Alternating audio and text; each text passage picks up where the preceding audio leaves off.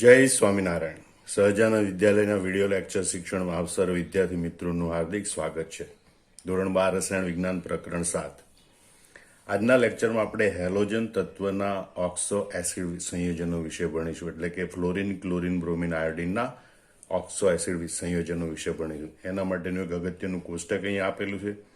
આ કોષ્ટક દોરતા પણ શીખીશું અને ઓક્સો એસિડ સંયોજનો છે એની લાક્ષણિકતાઓ પણ ભણીશું.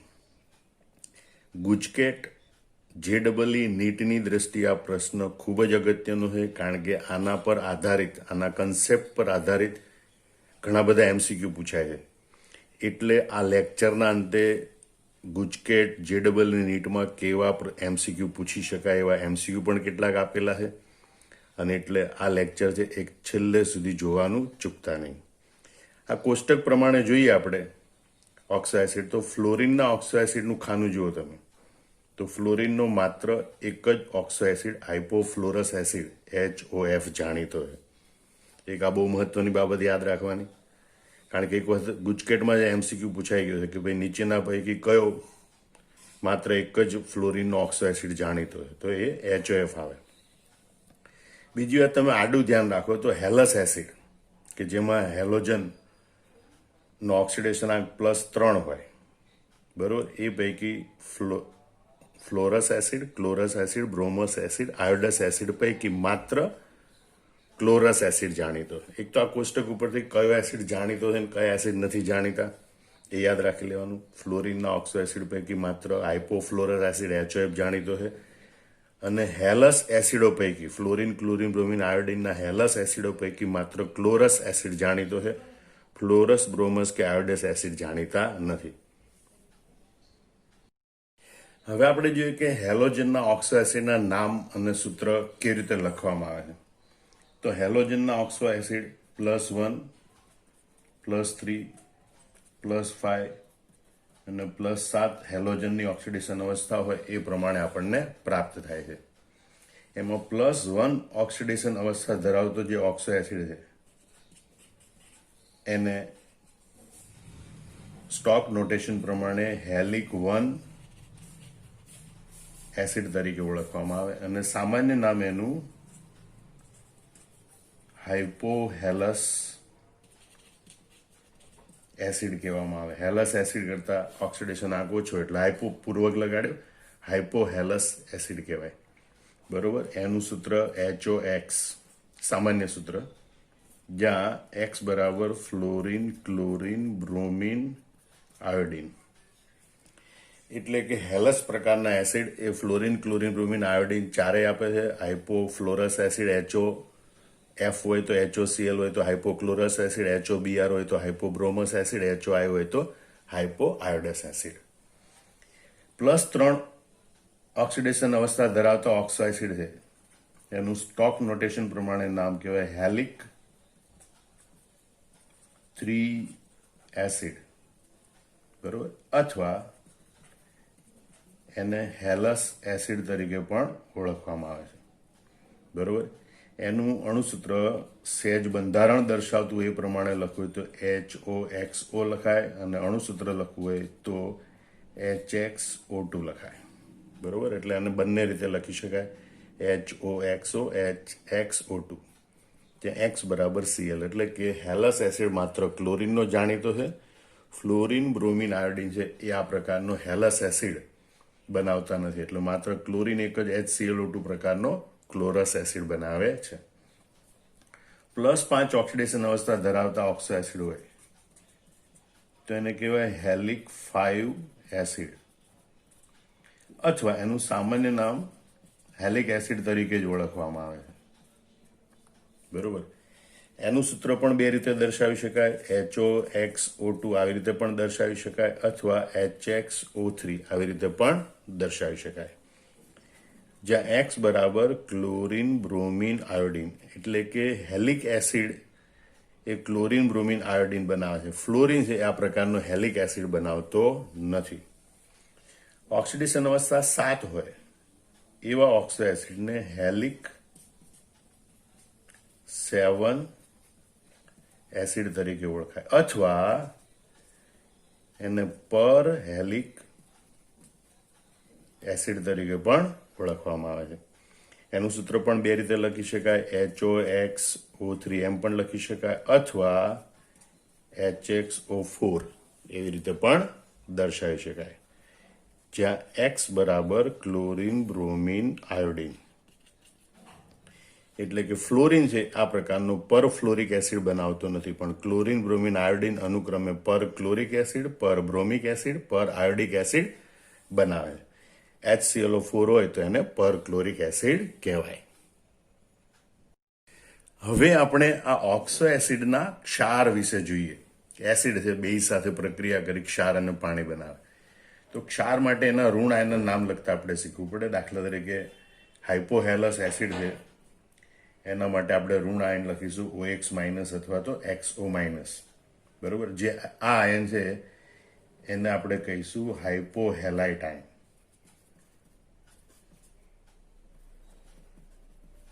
એ પ્રમાણે એના ક્ષારનું નામ પડે. દાખલા તરીકે NaOCl, તો આને કહેવાય સોડિયમ હાઇપોક્લોરાઇટ, કારણ કે OCl એટલે હાઇપોક્લોરાઇટ, એવી રીતે નામ લખાય. ટૂંકમાં OX-, માનો કે પછી તમે બીજું નામ બોલો કે ભાઈ NaOBr, તો sodium hypobromite. NaOI, sodium hypoiodite. તો આ રીતે તમે નામ લખી શકો. બરોબર. OX- હોય તો હાઇપોહેલાઇટ આયન કહેવાય, અને એના ક્ષારના નામ માટે હાઇપોહેલાઇટ લખવું પડે. NaOCl તો સોડિયમ હાઇપોક્લોરાઇટ, NaOBr તો સોડિયમ હાઇપોબ્રોમાઇટ, અને NaOI તો સોડિયમ હાઇપોઆયોડાઇટ.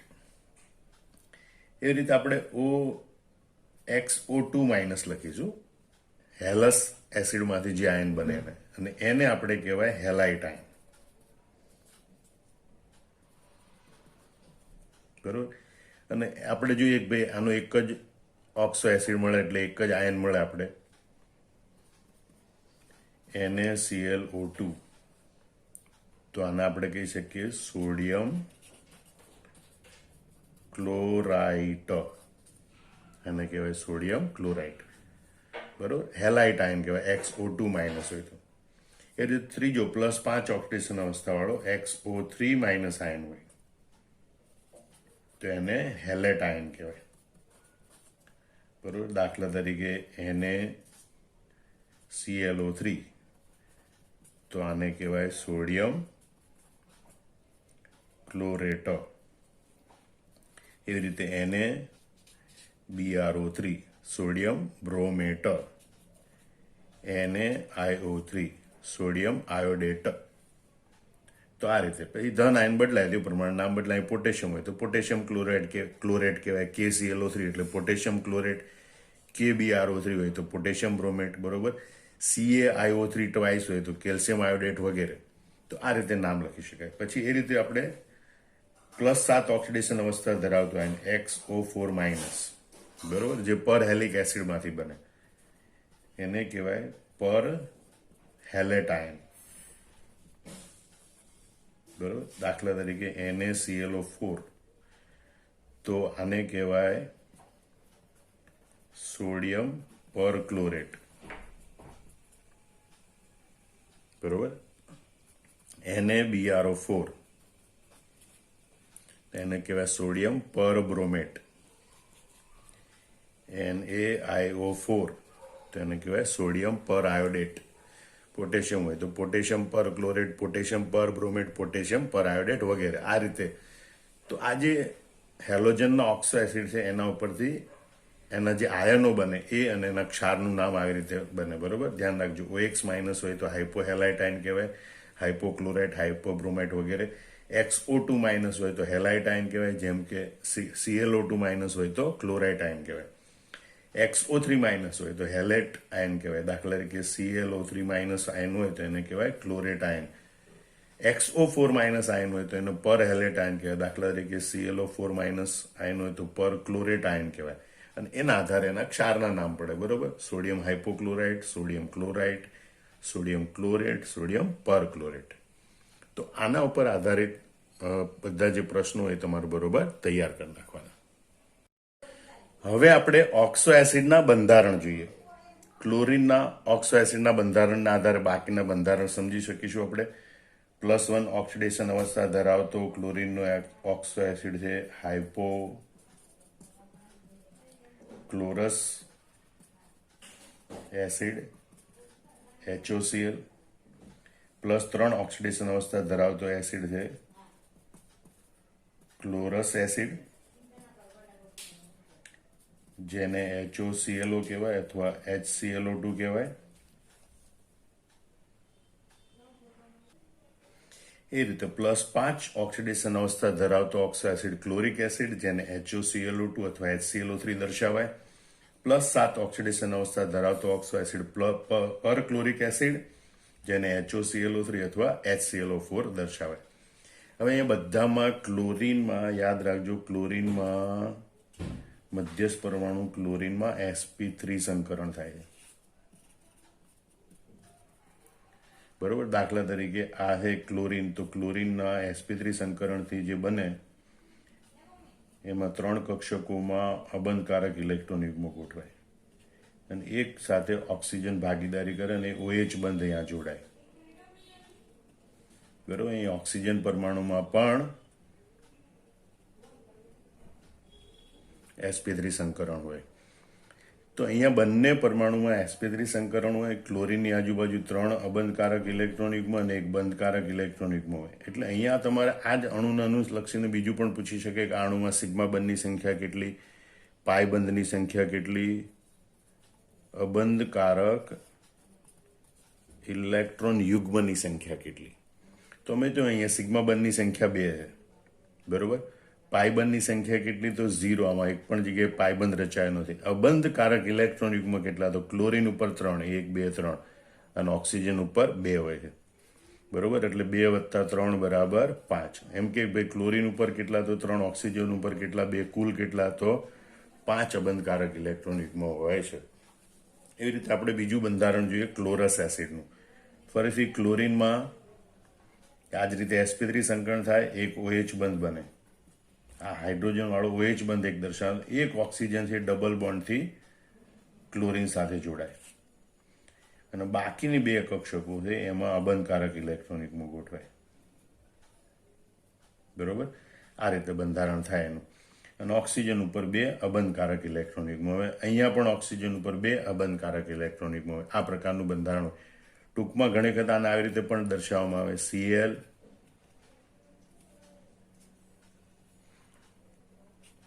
Double bond OH. હવે તમે જો આમાં સિગ્મા બંધની સંખ્યા કેટલી, તો 1 2 અને 3 સિગ્મા બંધ છે. પાઈ બંધની સંખ્યા કેટલી, 1. બરોબર. એટલે કે કુલ 4 બંધકારક ઇલેક્ટ્રોન. બંધકારક ઇલેક્ટ્રોન યુગ્મ કેટલા, તો સિગ્મા અને પાઈ બંધની સંખ્યા એટલે બંધકારક ઇલેક્ટ્રોન યુગ્મ કહેવાય. અબંધકારક ઇલેક્ટ્રોન યુગ્મ કેટલા, તો ક્લોરીન ઉપર 2 વત્તા ઓક્સિજન ઉપર 1 2 3 4 એટલે અબંધકારક ઇલેક્ટ્રોન યુગ્મની સંખ્યા કેટલી થાય, અહીંયા 6. એવી રીતે અહીંયા ક્લોરિક એસિડનું બંધારણ દોરીએ તો ક્લોરીન સાથે એક તો OH જોડાયા, ઓક્સિજન ઉપર અબંધકારક ઇલેક્ટ્રોન યુગ્મ 2 હોય. હવે જે 2 ઓક્સિજન વધ્યા એ ડબલ બોન્ડથી ક્લોરીન સાથે જોડાય અને એક અબંધકારક ઇલેક્ટ્રોન યુગ્મ રહે.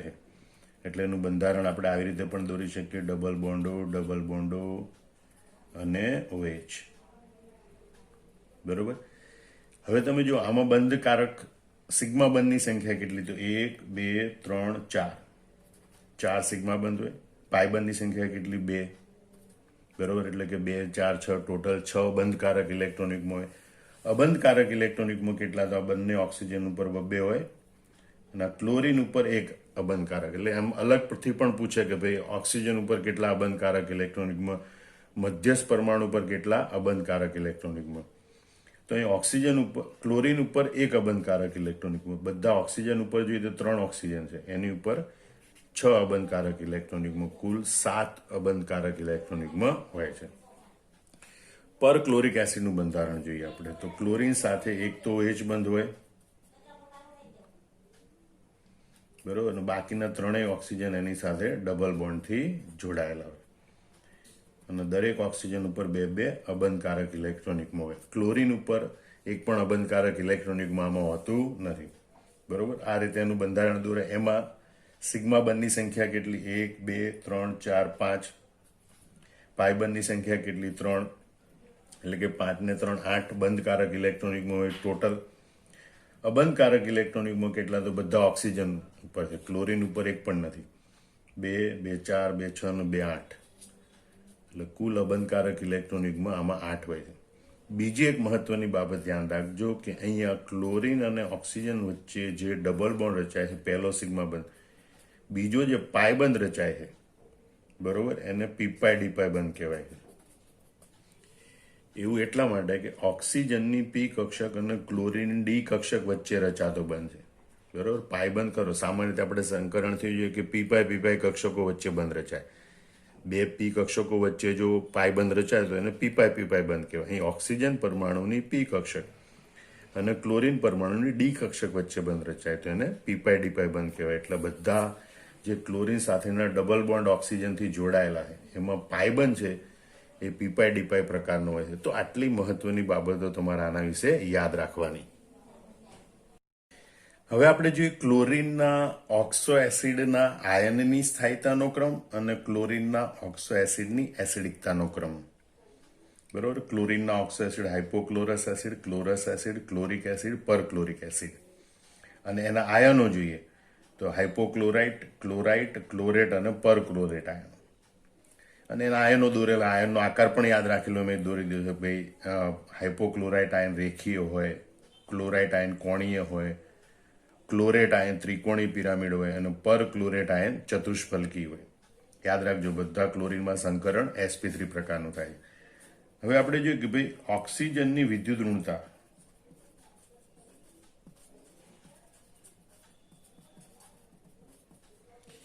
એ ક્લોરીન કરતા વધારે છે. બરોબર, અને એટલે ક્લોરીન પરનો ઋણ વીજભાર એ ઓક્સિજન તરફ વિતરિત થાય છે. અને માટે ક્લોરીન કે જે મધ્યસ્થ પરમાણુ છે, ક્લોરીનની આસપાસ જેમ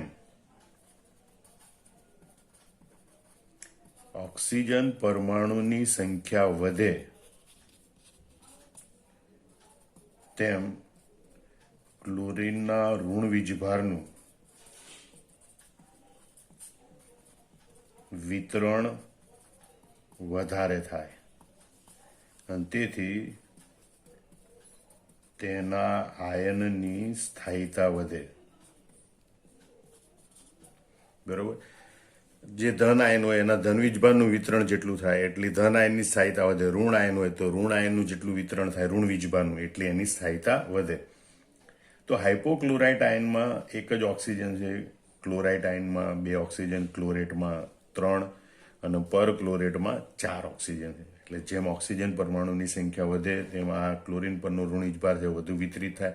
અને જેટલો ક્લોરીન પરનો ઋણ વીજભાર વધુ વિતરિત થાય એટલે જે આયન હોય એની સ્થાયીતામાં વધારો થાય. અને માટે આ સ્થાયીતાનો ક્રમ આ પ્રમાણે હોય: OCl માઇનસ કરતાં ClO2 ની સ્થાયીતા વધારે, ClO2 માઇનસની સ્થાયીતા વધારે, એના કરતાં ClO3 માઇનસની સ્થાયીતા વધારે, એના કરતાં ClO4 માઇનસની સ્થાયીતા વધારે હોય છે. એટલે સ્થાયીતાનો ક્રમ આ પ્રમાણે હોય. હવે આ જે આયનો છે એ આ એસિડના સંયુગ્મ બેઝ છે. સંયુગ્મ બેઝની સ્થાયીતા જેટલી વધારે એટલી એસિડની પ્રબળતા વધારે. યાદ રાખજો કે આ OCl minus, ClO2 minus, ClO3 minus, ClO4 minus છે એ આ બધા એસિડના સંયુગ્મ બેઝ છે. સંયુગ્મ બેઝની સ્થાયીતા જેમ વધે એમ એસિડિક પ્રબળતા વધારે. અને માટે HOCl કરતાં HClO2, HClO2 કરતાં HClO3, HClO3 કરતાં HClO4 એ પ્રબળ એસિડો છે. એટલે કે HOCl એ ખૂબ નિર્બળ એસિડ છે, HClO4 એ ખૂબ જ પ્રબળ એસિડ છે. HOCl3 HClO તરફ હાઇપોક્લોરસ એસિડથી પરક્લોરિક એસિડ તરફ જતા એસિડિક પ્રબળતામાં નોંધપાત્ર વધારો થતો જાય છે. હવે આપણે જોઈએ પર હેલિક એસિડની એસિડિકતાનો ક્રમ, મતલબ કે પર ક્લોરિક એસિડ, પર બ્રોમિક એસિડ, પર આયોડિક એસિડની એસિડિકતાનો ક્રમ આપણે જોઈએ. તો અહીં આપણે જોઈએ કે ભાઈ ક્લોરીનથી બ્રોમિનથી આયોડિન તરફ જતા વિદ્યુત ઋણતા ઘટે. ક્લોરીનની વિદ્યુતતા વધારે, બ્રોમિન એના કરતાં ઓછી, આયોડિન એના કરતાં પણ ઓછી વિદ્યુતતા છે. અને તેથી તેમની OH બંધના ઇલેક્ટ્રોનને આકર્ષવાની ક્ષમતા ઘટે. આ ઇલેક્ટ્રોનને આકર્ષીને અહીંયા લાવવાની ક્ષમતા એની ઘટે. અને તેથી OH બંધ તોડી H+ મુક્ત કરવાની ક્ષમતા ઘટે. અને H+ ઓછા મુક્ત થાય તો એસિડિક પ્રબળતા ઘટે. અને તેથી એસિડિક પ્રબળતા ઘટે. આમ HClO4 થી HbRO4 થી HIO તરફ જતા એસિડિક પ્રબળતા ઘટે. એટલે કે HClO4 છે આ ત્રણમાં પ્રબળ એસિડ, HbRO4 એના કરતાં ઓછો પ્રબળ એસિડ અને HiO4 એના કરતાં પણ ઓછો પ્રબળ એસિડ હોય છે. તો આ રીતે તમારે પર હેલિક એસિડની એસિડિક પ્રબળતા યાદ રાખવાની. ધોરણ 12 બોર્ડની પરીક્ષામાં જો પ્રશ્ન પૂછાય છે કે ટૂંકનો લખો હેલોજન તત્વના ઓક્સો એસિડ સંયોજનો, બરોબર, તો આ પ્રમાણે આખું એનું કોષ્ટક બનાવી નાખવાનું અને પછી કોષ્ટક પરથી કેટલીક લાક્ષણિકતાઓ કે જે પાઠ્યપુસ્તકમાં આપી છે પ્રમાણે લખવાની. જેમ કે ઊંચી વિદ્યુતતા અને નાના કદના કારણે ફ્લોરિન એ માત્ર એક જ ઓક્સો એસિડ HOF બનાવે છે, જેને આપણે ફ્લોરિક 1 એસિડ કહીએ, જે ફ્લોરિક 1 એસિડ અથવા હાઇપોફ્લોરર એસિડ તરીકે ઓળખાય. એટલે કે ફ્લોરિનની ખાસિયત લખવાની. બીજી ખાસિયત લખવાની કે અન્ય હેલોજન તત્વો એ અનેક ઓક્સો એસિડ સંયોજનો બનાવે છે, બરોબર. એ પૈકી મોટા ભાગના સંયોજનોનું શુદ્ધ અવસ્થામાં અલગીકરણ કરી શકાતું નથી, એટલે કે શુદ્ધ સ્વરૂપે મળતા નથી. એ સંયોજનો માત્ર જલીય દ્રાવણોમાં મળે અથવા તો તેમના ક્ષાર સ્વરૂપમાં મળે છે. એટલે હેલોજનના ઓક્સો એસિડ છે એની આ મહત્વની ખાસિયત લખવાની કે મોટા ભાગના સંયોજનો શુદ્ધ અવસ્થામાં પ્રાપ્ત કરી શકાતા નથી, એનું અલગીકરણ કરી શકાતું નથી. આ સંયોજનો માત્ર જલીય દ્રાવણોમાં કે તેમના ક્ષાર સ્વરૂપમાં સ્થાયી હોય છે. અને ત્યાર પછી જો ટૂંક નોંધમાં લખવાનું થાય તો આ બંધારણ દોરવાના થાય. હાઇપોક્લોરસ એસિડનું બંધારણ, ક્લોરસ એસિડનું બંધારણ, ક્લોરિક એસિડનું બંધારણ અને પરક્લોરિક એસિડનું બંધારણ આ રીતે દોરવાના હોય છે.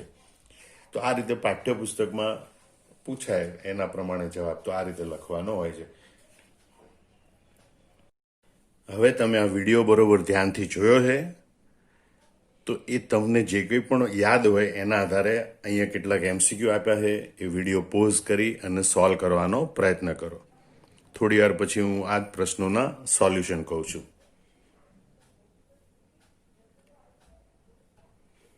આ બીજા 4 MCQ પણ જોઈ લો. વિડીયો પોઝ કરી મનમાં આના જવાબ વિચારવાનો પ્રયત્ન કરો. ઓકે. પહેલો MCQ જુઓ. નીચેના બંધારણમાં ક્લોરીનનો નીચેનું બંધારણ એ ક્લોરીનના કયા ઓક્સો એસિડનું છે?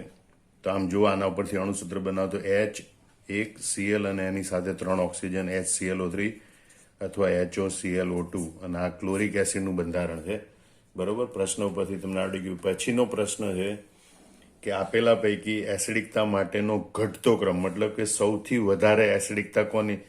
તો આપણે જાણીએ કે જેનો ઓક્સિડેશન આંક સૌથી વધારે હોય એની એસિડિકતા સૌથી વધારે હોય.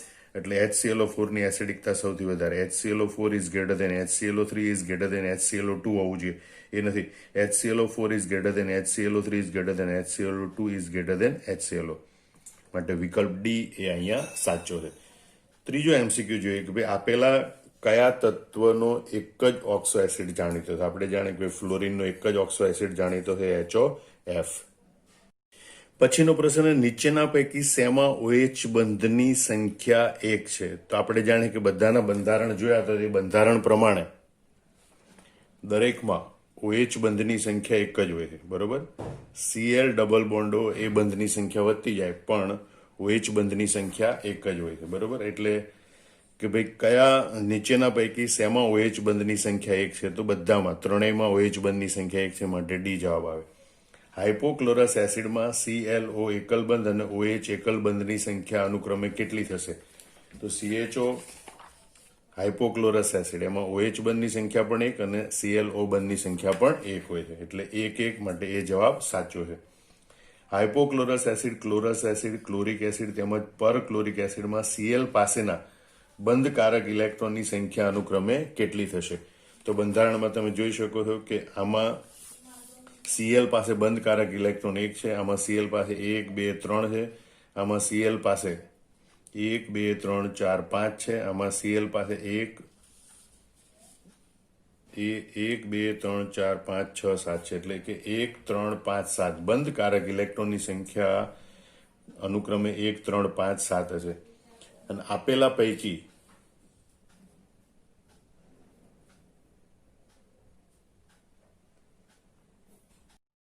હવે આપણે જોઈએ નીચેના પૈકી શેમાં OH બંધની સંખ્યા એક છે? ક્લોરિક acid, perchloric acid, hypochlorous acid કે ત્રણેય? તો આપણે બધાના બંધારણ જોયા હતા, બરોબર, કે OH બંધની સંખ્યા હાઇપોક્લોરસ acid, chlorous acid, chloric acid કે પરક્લોરિક એસિડ બધામાં એક એક જ હોય છે, એટલે ત્રણેય એ જવાબ અહીંયા સાચો છે, બરોબર.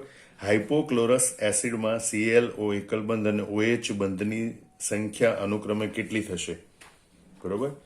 તો હાઇપોક્લોરસ એસિડ એમાં ClO બંધની સંખ્યા એક અને OH બંધની સંખ્યા એક, બંનેની સંખ્યા એક એક હોય, એટલે માટે 1-1 એ જવાબ સાચો છે, બરોબર. હવે આપણે જોઈએ કે ભાઈ હાઇપોક્લોરસ acid, chlorous acid, chloric acid અને પરક્લોરિક એસિડમાં Cl પાસેના બંધકારક ઇલેક્ટ્રોનની સંખ્યા અનુક્રમે કેટલી થશે? બરોબર, બંધકારક ઇલેક્ટ્રોનની સંખ્યા ક્લોરીનની આસપાસ. તો તમે જુઓ હાઇપોક્લોરસ એસિડમાં એક જ બંધકારક છે, ક્લોરસ એસિડમાં 1, 2 અને 3 બંધકારક છે, બરોબર. ક્લોરિક એસિડમાં 1, 2, 3, 4, 5 બંધકારક છે અને પરક્લોરિક એસિડમાં 1, 2, 3, 4, 5, 6, 7 બંધકારક ઇલેક્ટ્રોનિકમાં છે, બરોબર. એટલે આમ 1, 3, 5, 7 એ જવાબ આપણો સાચો બનશે. હવે આપેલ પૈકી કયો એસિડ સૌથી નિર્બળ છે? બરોબર, HBr, HCl, HClO3 કે HClO? બરોબર, તો HCl, HBr એ પ્રબળ એસિડ છે. HClO3 એ પણ ક્લોરીનનો ઓક્સિડેશન આંક વધારે છે, એટલે પ્રબળ એસિડ. HClO એ ખૂબ જ નિર્બળ એસિડ છે, માટે અહીં HClO એ જવાબ સાચો પડે.